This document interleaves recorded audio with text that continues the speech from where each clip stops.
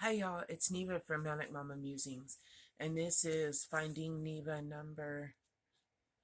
lucky number 13. There we go. So, um, as y'all know, I had a really wonderful time with my sister yesterday. We didn't do nothing spectacular, but we had a very good meal. My daughter made chicken parm. I think I told y'all that. My daughter can cook, y'all. That is, she can cook. She's told me she's gonna make it for my birthday. I hope so. But if she doesn't, that's okay. But I would love to have that a second time. She's made it before. Maybe it was just the day that made it taste that much better. I don't know. Or she just perfected the recipe. The twins helped. I can't say she did it by herself. So maybe that was it. It was made by my three daughters with love. So, and then she hit me up this morning or sometime because I've decided, because she keeps asking me what I want for my birthday, and y'all already know what your answer would be, was what mine, yarn. But she said no. I mean, that's what I really want. So I couldn't think of anything I really wanted. I mean, like I could say other things, but it's probably craft related and probably be no. So I have wanted this for a while and have decided to bite the bullet and do it. I told her I wanted my septum pierced. So no one here in Clovis does it, so we'll have to go out of town. And so she was like, okay, let's make a family day out of it. Let's take the van. So plans are sometime after my birthday, we'll go out of town to get my septum pierced, and we're going to make it a family day. And so awesome. So that made me happy. After I got home, there's a lot of family drama on Messenger that kept me. When I finally passed out today, I had probably been awake for a good 60, probably about 60 hours, for which is 2 hours of sleep. So yeah, not good. But family drama last night, not from the birthday party, by the way. Family drama last night, and then today is my beautiful friend Liz's birthday. So I'm going to share some stuff about her with you, but right now, and there are going to be some pictures of her at the end of this video that I hope show a little bit of the amazing person she was. Um, but I'm going to tell you her story, and that's going to be my Finding Neva. But so I crashed, and of course LJ sleeps during the day, and he goes out to get the mail, and he goes, "You have a package from Hirschner's." Yeah, I didn't order from Hirschner's. So I couldn't figure out. I was like, So I had to open it without y'all. Sorry. Sorry, not sorry. Um, I did know one person said she had wanted to order me something from Hirschner's, but it wouldn't be in until something about payment. I don't know. And so I was like, okay. And then another friend of mine said that she had ordered it, but it wouldn't be there till the 3rd. Well, wouldn't be in until the 3rd. And so I was like, which one of these people? So I messaged the first person that said they had tried to order it on Hirschner's. And she said, yeah, I forgot to tell you that I just plucked her off of there. That, that it happened. Like, I got to order her. Surprise! I was like, it's a perfect day for a surprise. So that was very sweet of her. Thank you very much, Darla. She was the one. And then my friend Rebecca was the other one. And so I messaged her and I'm like, I got Abby Kadabi today. So, and she's like, well, now you'll have two. So, spoiler alert for the future. That will probably be the beginning of my future, hopefully someday, grandbaby's blanket. So, I can start collecting the Sesame Street characters again, and I can make a blanket for my someday grandbaby. Or the next great niece or nephew that comes along. But anyway, so here's Abby Kadabi. So I know that it's got like Ernie and all that, but if these are all the only characters, okay, she's headless right now.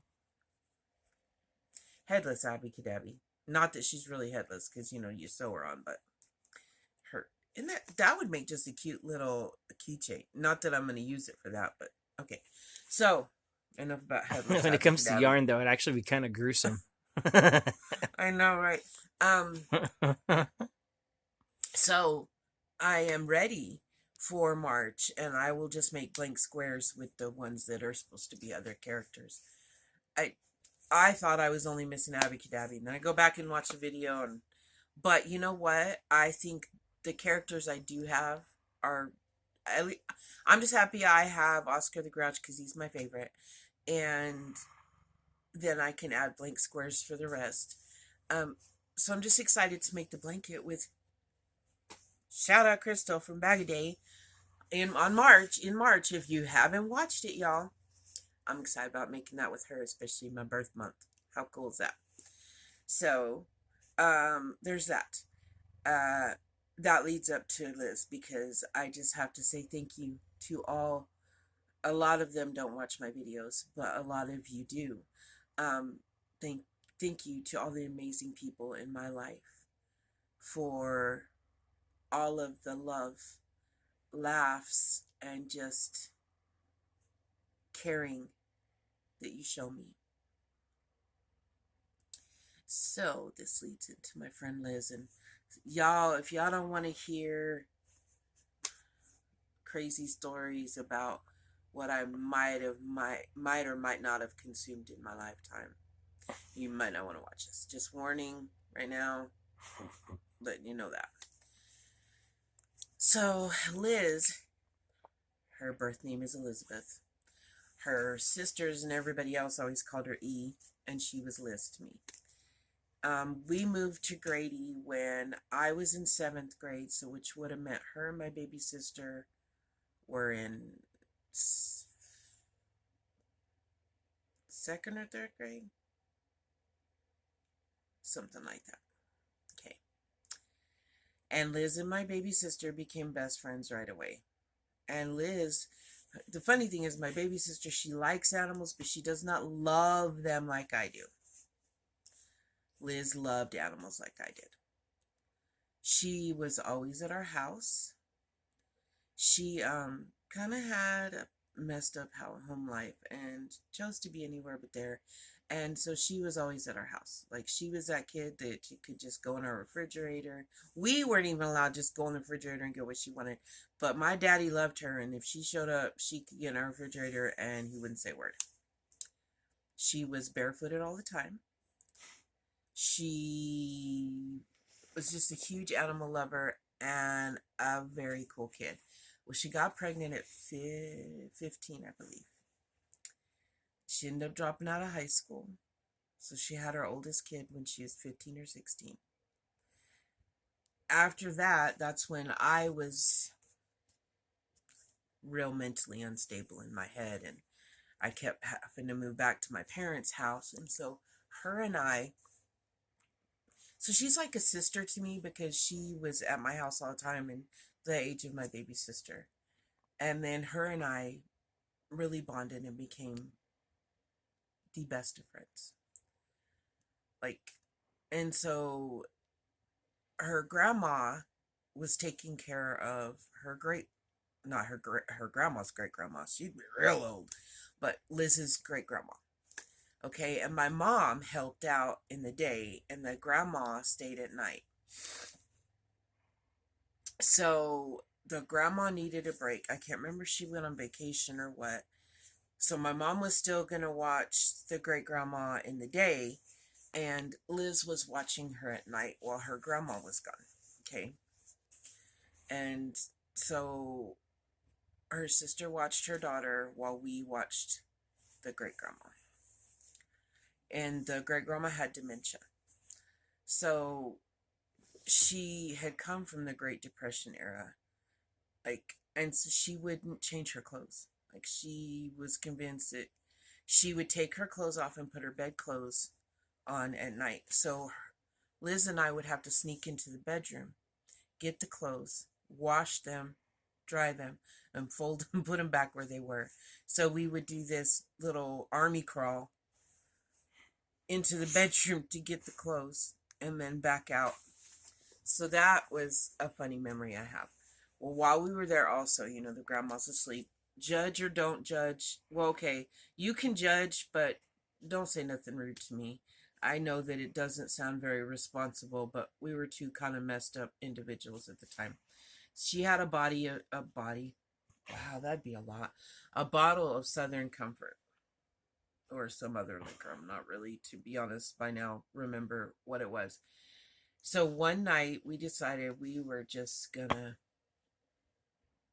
drink while great grandma was asleep.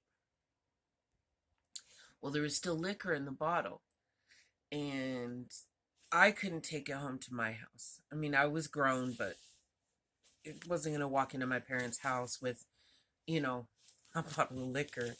And I I think it was we couldn't figure out how to get out of the house.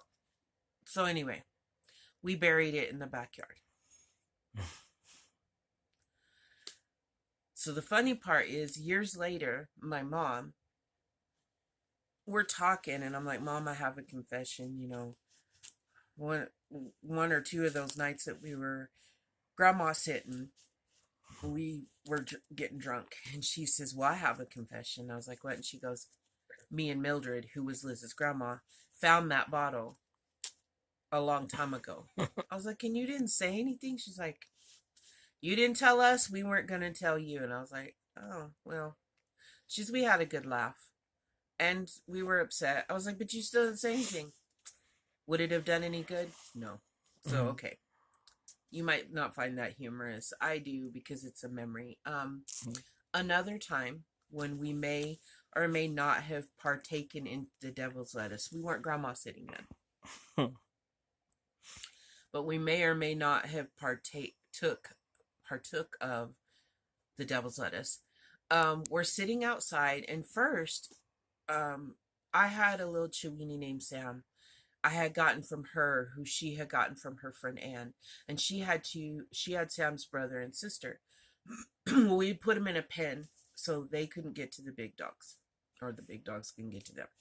So we're feeling really good by now, and I look over, and I see Sam, my Chiweenie, climbing the fence. I'm talking like climbing, y'all, like a cat would climb. Okay. Now, I'm feeling good right now, so I can't figure out if this is really happening. So I look at Liz, and I was like, Sam's climbing the fence. She's like, you're lying. And by then, Sam, of course, had fallen down. So she's like, you're lying. So then later on, she looks over. Well, I'll be damned. Sam was really climbing the fence. So that was a trip. Well, we may or may not have partook a little more of the devil's lettuce. It was one big salad. And all of a sudden we look up, and there's this bright blinking light in the sky. So anyone who has been in this situation, like real will know that you don't think clearly. And we look up in the sky, and this goes, look at that big blinking light. So I look up, and I can't remember which one of us said this, but we were like, it's the DEA. Now, just so you know, by now she's had, I think, 7 kids, but her husband was in the house with her children, so we weren't. And my kids were teenagers, and they were. So we convince ourselves and each other that it's the DEA. And for whatever reason, decide that if we sit in my vehicle, they can't find us. I have no idea how long we sat in this said vehicle, feeling some kind of way, but it at least seemed like forever before we finally realized that we're being ridiculous, because we were like, the DEA's coming to get us. Yeah, we are not the cartel. They were not coming to get us. But yes, so we hid from the DEA. That's a story. Another time, when we were younger than all of that, our pound animal shelter, whatever you want to call it, used to have a cage on the outside that during the weekend you could drop your unwanted animals. I hate saying unwanted, but that's just the logistics of it. You could drop your, because you're not going to be dropping strays, because you probably can't get close enough to a stray. So you could drop your unwanted animals. Well, we used to feel sorry for them because there'd literally be cats and dogs in the same pen, and they're walking in their own excrement, waiting for Monday for them to show up. And if it was a holiday, then it was Tuesday. So it was 2 or 3 days of this.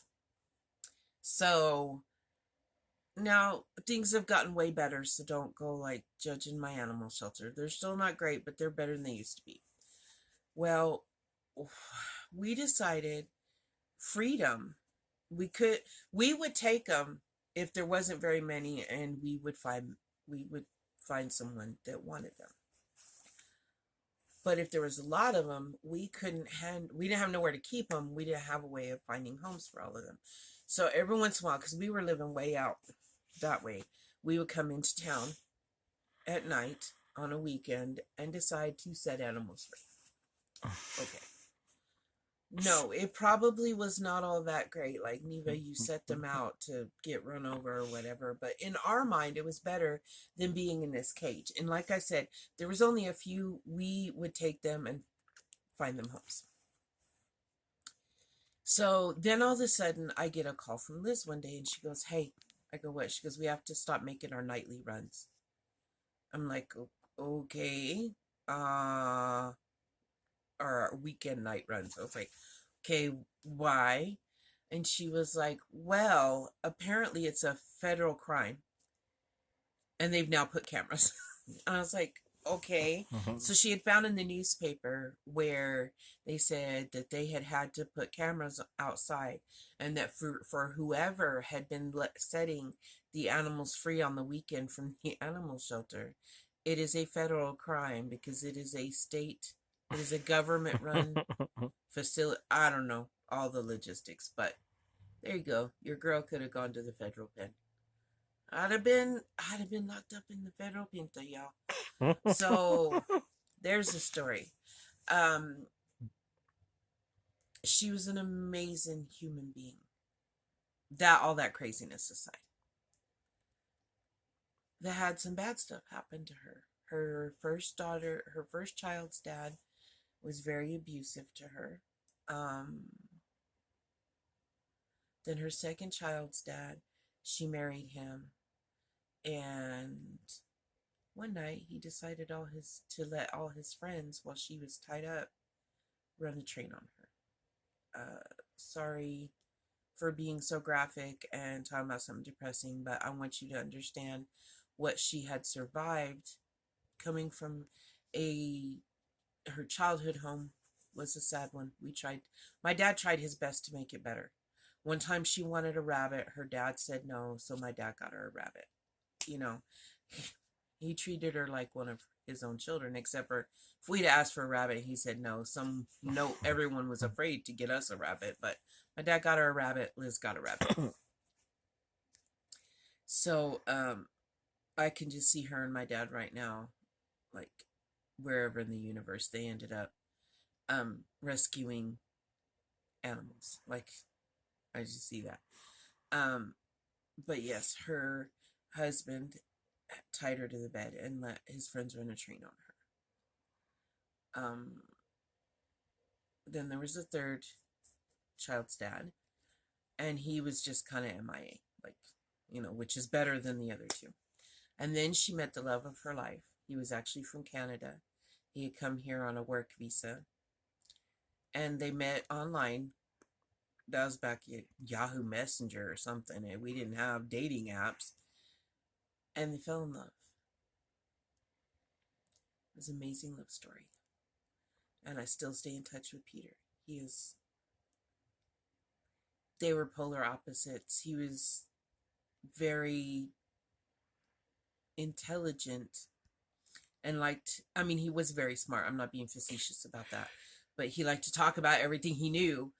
And he would just keep talking. Like, we'd be having a conversation, he'd start talking about something he knew, and Liz would look at him like, shut the F up. No one wants to listen to that. You've talked long enough. Like, you have to think she was mean, but you also got to think about where she had come. You know what I mean? And he would be quiet, and then he'd come back talking about the same thing. A little Remind bit you of like anyone? a little bit like Captain Amazing. But they loved each other, and it worked that way. And they had 4 children together. And I feel bad I can't remember the last one's name. There was Draylon, Zaya, Rokai. Oh, and I can't remember the last child's name right now. But they had a wonderful life together until she passed. And I don't know if he'll ever get married again, because it'd be like me thinking I could find a friend like her ever again, because all friends are unique. They had that once in a lifetime kind of love. Okay. Like I have with my Captain Amazing. They had, and they were raising one of Liz's granddaughters. And he's still raising her. So he's raising 5 children on his own. And I'm so very proud of him for that, because I was a single parent, and I know. I didn't have 5. Good God, help me. That would have been, I don't know if I would have survived that one, so more power to him. All of this to say that my friend was an amazing animal rescue activist, stood up for what she believed in, honest to a fault sometimes kind of friend. That everybody should have at least one of those friends in their lifetime to tell crazy stories about, and to admire, and to have them there for you when you need them. And I am so glad to say today's her birthday, by the way. I don't remember if I told you that. So in honor of that, this is in honor of her. But she went to my birthday last year, and so I will have that memory, and that's great. And I'm going to add some pictures at the end of this of her. If you don't want to see them, that's fine. Please don't talk any smack. This was me sharing stories that may or may not have been shared on here, but I shared them about an amazing soul that I got the honor of calling one of my very best friends. And I hope for all of you that you have her, one like her, or more in your lifetime. So I love you, Elizabeth Moat Slusser, and I will forever miss you. And the world was a much better place with you in it. And we're raising some human beings that will someday probably carry on all of your legacies. So I love y'all, and thank you for listening to me ramble about my friend. And I will be back with a FO Whip video someday. Love y'all.